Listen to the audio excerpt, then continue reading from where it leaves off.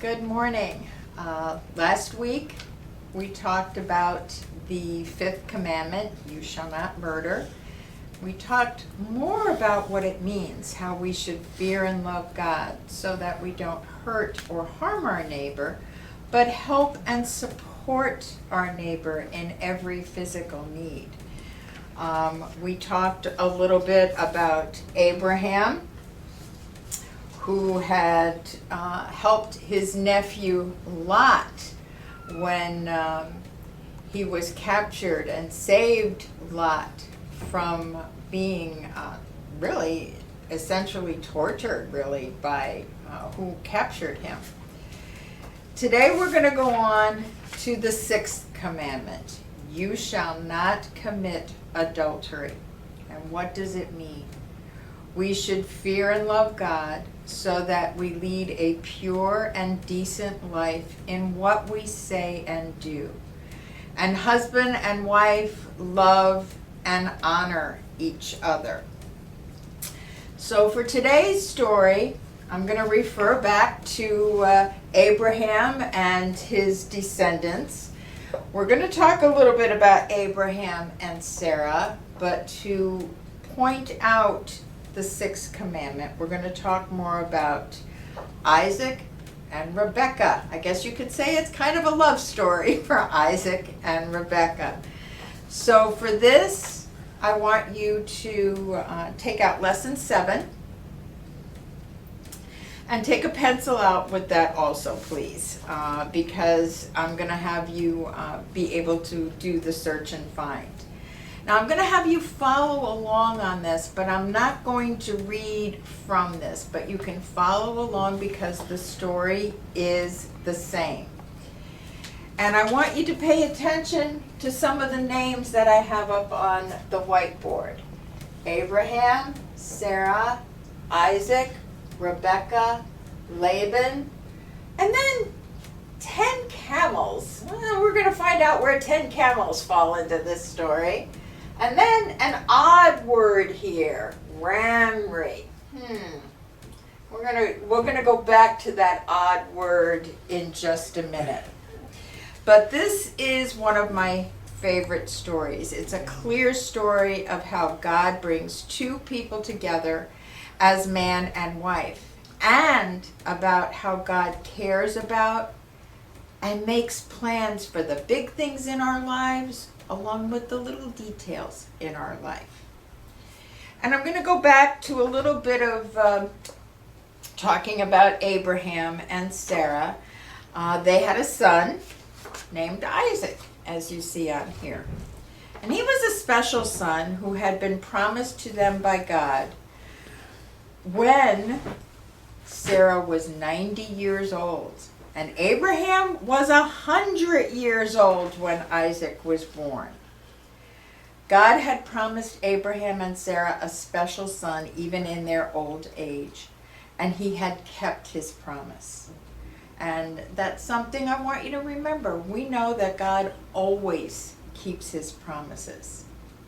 Well, time has moved on.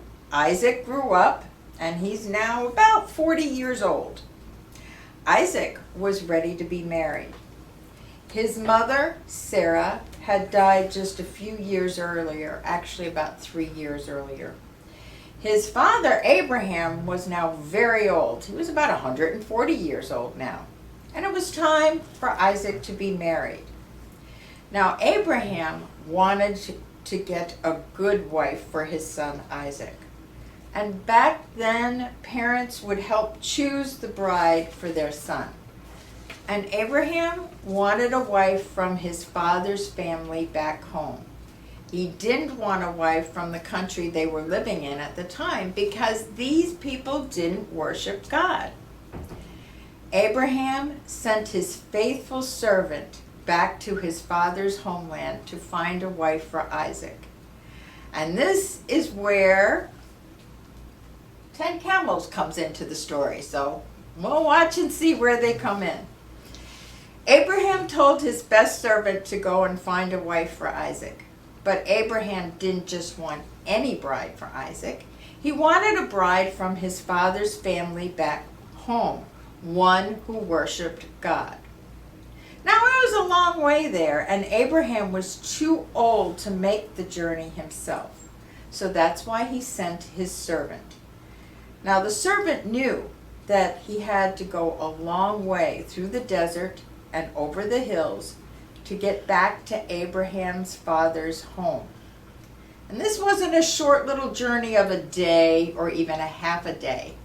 This took about a month of traveling, and it was actually about 500 miles. They didn't have cars, they didn't have bicycles, they didn't have planes or trains. So what did they take? They took camels with them.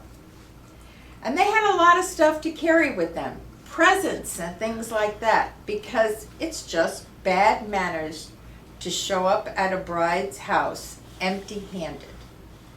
So the servant took with him 10 camels, loaded down with lots of fun things to eat, fun things to wear, and gifts for the bride's family. Now, while the servant was on his way there, he began to worry about how he would know the right girl to choose for a bride for Isaac.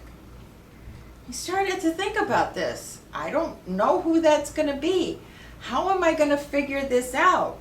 I want to make sure that I keep my promise to Abraham. So he started to do something that we should all remember to do. He prayed to God. So finally, the servant arrived at the place where Abraham's family lived. He and the 10 camels stopped at the well nearby. And it happened to be the time of day that the young girls came to the well to get water for their families. And now he did something very, very smart. He prayed. He asked God for a special sign that would happen so that he would know which girl to pick for Isaac's bride. The servant prayed because he knew that God cares about all the things, the big things in our lives and the little things in our lives. And he knew that God cared about who Isaac had for a wife. The trick was finding her. The servant asked God for this sign. He asked that the girl God wanted for Isaac would give him a drink of water. And then she would offer to water all of the camels too. I want you to think about that for a minute. Now, offering something to drink to somebody that comes to your house is a polite thing to do, but then to also water all the camels. Remember, there were 10 camels. Do you know how much camels drink in one time? They can drink up to 53 gallons of water in one time. Now, this is a picture from home of the diet green tea that I drink, and I tried to fill it mostly with water. This is a gallon. There were 10 camels. Some of them could drink up to 50 of these. And she was going to be watering and giving the water to all of them. That's a huge thing to do. So a girl named Rebecca came to the well. She came to get water. The servant asked her for a drink of water. She gave him a drink, and then she offered to draw water for all of his camels and to have them drink as well. And I have a feeling that 53 of these for each of the camels probably took Rebecca a long time to do that. Wow, that was the sign, wasn't it? The servant watched as Rebecca went back and forth to the well, drawing all the water that the camels could drink. And remember, there were 10 of them. 20 to 53 gallons for each of them. That's about 200 to 500 gallons of water that she drew from the well. The servants sat and watched. When the camels had had all of the water they would drink, the servant knew this was the girl. The servant praised God. He was happy because God had given him the sign he had asked for. Now he knew Rebekah was the girl wanted for Isaac. The servant found out that Rebekah was from Abraham's father's family. He went to her home where he explained to her family why he had come and everything about the sign and the camels. Then he gave presents to Rebekah and her family, and there he met Rebekah's brother Laban. Rebekah agreed to return with the servant and to marry Isaac. So she agreed to travel 500 miles back home to meet Isaac. And so she did. And she probably rode on one of those 10 camels. When they had arrived at Abraham's house, Isaac took Rebekah as his bride. He loved her very much. She was just the right one. So let me ask you this, some questions from what I had read, and see if you can figure out if this is a true statement or a false statement. Abraham went to find a wife for his son. Abraham sent his servant because at that point Abraham was 140 years old. So that statement is false. It wasn't important who Isaac's wife worshipped. That was very false because she needed to worship God also. The servant prayed for a confirming sign from God. Very much so. That is true. Drinking water for and inviting strangers home was a sign of hospitality. And that's true. In fact, it was rude not to do something like that. Rebekah took a long time to decide whether or not to go. Well, that statement's false because she knew right away this is what God wanted her to do. And I want you to think about some things that I want you to take away from the story. First, I want you to think that God cares about the big things in our lives, and also he cares about the little things in our lives. Just like he took care to make sure that Rebekah was to marry Isaac. God cares about us. And in this story, God took care of Isaac, he took care of Rebekah, and he took care of Abraham, and he took care of the servant. He watched over all of them and answered their prayers. And I want you to go back to what I had written on the board. This one funny word. Actually, it's a scrambled word. Can any of you think what that word actually is unscrambled? If you came up with this word, marry, you're right. Rebekah married Isaac.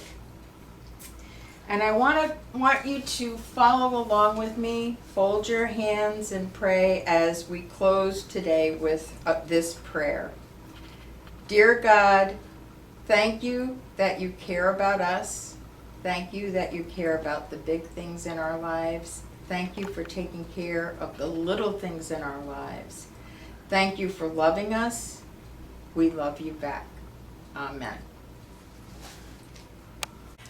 Since we are not here in Sunday school physically, but we're doing the online lessons, I wanted you all to see the bulletin board that Miss Jodell had done celebrating the 4th of July. We're still in July. I wanted you guys to take a look at this and see it.